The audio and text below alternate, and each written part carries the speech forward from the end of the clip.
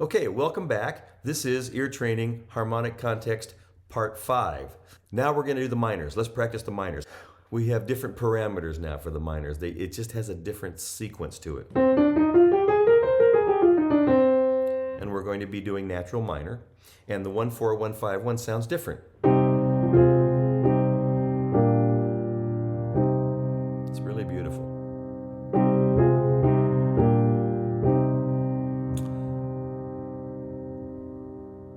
That's what it sounds like. Let's practice the minors a little bit.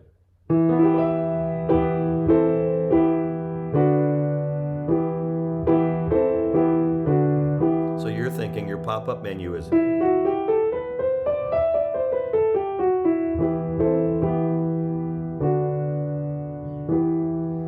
What note is this?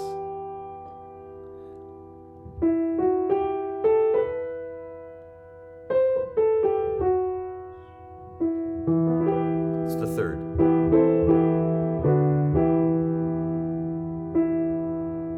Think of your root. Da, the note is here. Ba da da. And in minor, that's the third. And because it's the third in minor, it's the minor third. Probably knew that. Okay, let's do another practice.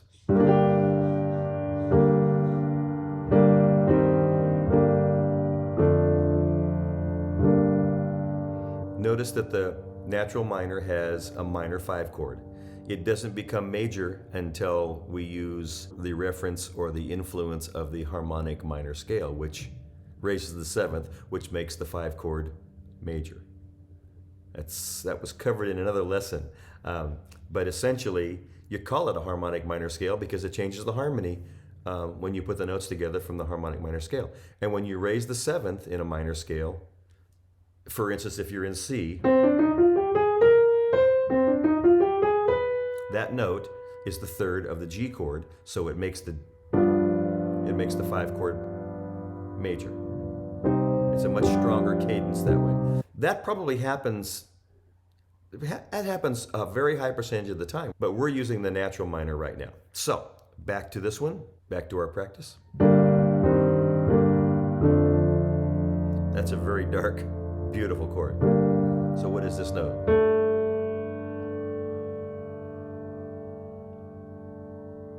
Here's the root.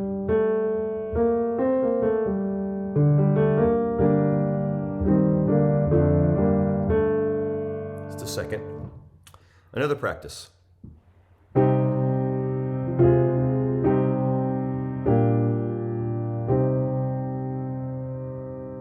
What is this? Hear the triad? Can you hear the top note? It's a root position triad. Hear it moving? That's the 5th, moving around like that. And last practice. Here's one more.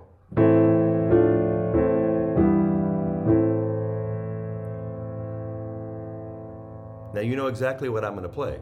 1-4-1-5-1. So can you hear that? Anticipate what's happening with those chords. That's important that you stay ahead of things. Okay, what is this note?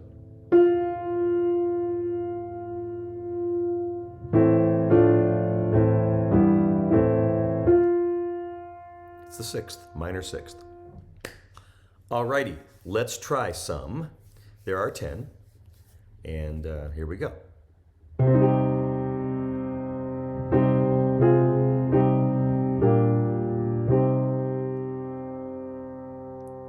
What is this note?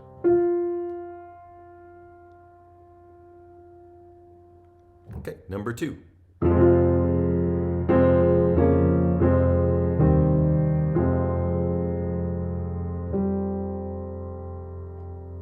It's gorgeous.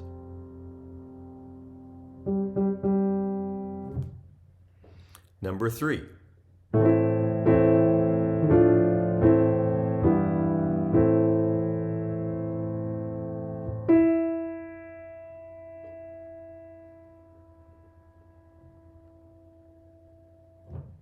Number 4.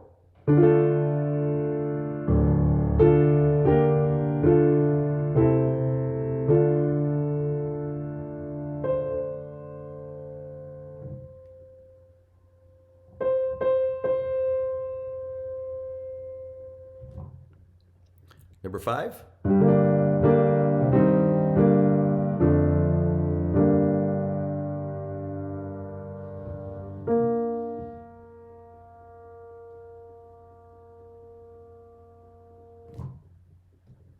Number 6.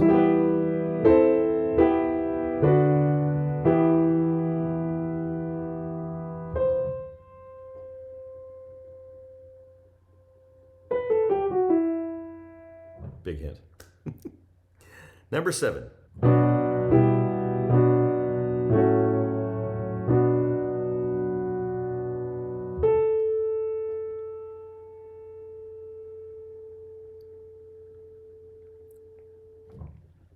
Number 8.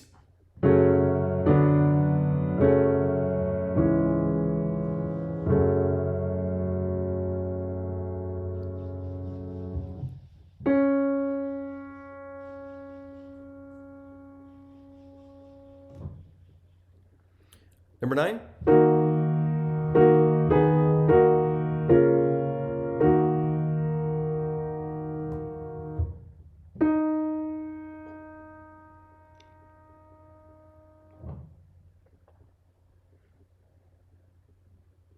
And number 10.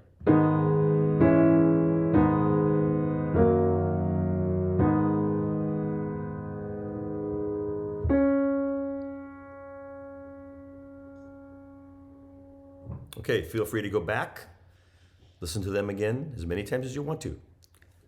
Wow, what a luxury. Okay, here they are. Here are the answers. Number 1 was the 4th. Number 2 was the 2nd. Number 3 was the 5th. Number 4 was the 7th. Number 5 was the 3rd. Number 6 was the 6th. Number 7 was the 7th. Wasn't planned. Number 8 was the 5th. Number 9 was the root. And number 10 was the 4th. Okay, now we're going to do some kind of mixed. In other words, you can have a minor interval in a major scale, and you can have a major interval in a minor scale. So let's just see what that sounds like. So we're going to do 3 I'm going to give you the major 1, 4, 1, 5, 1, and then play something that's not in the major scale. Okay? So here we go. Here's number 1 of the altered ones. Major. And this note a lot of times shows up in a major key.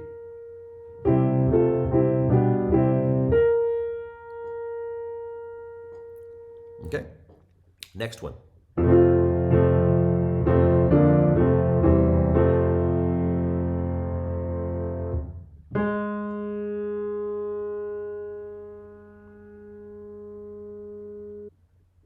Number 3.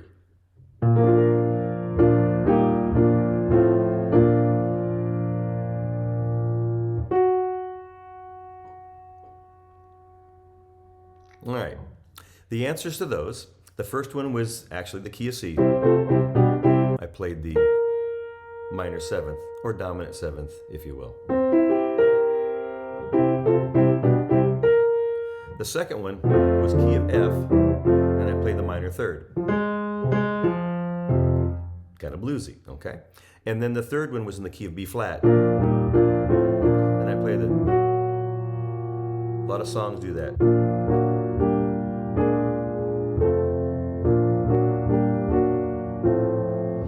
And so on. It's just a augmented 5th. Okay, let's do 3 minor ones that are altered. So I'm going to give you the minor 1, 4, 1, 5, 1, and then play a note that is not from the minor scale. All right, here we go.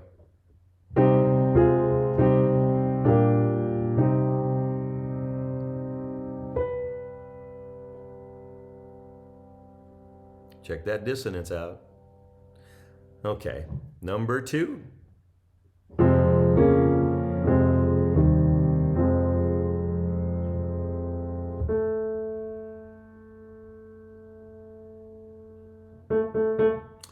And number 3.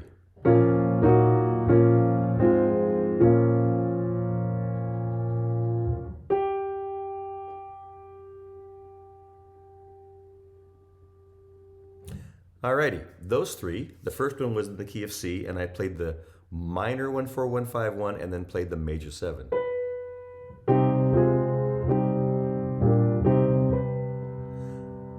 It sounds a little dissonant, but it's in a lot of chord progressions.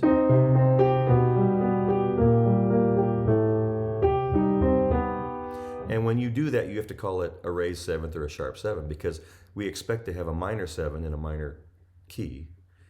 So when you write this, it has to be C minor, sharp 7. All right, the next one was F minor. Not that that matters, but the note I played was the major 3rd.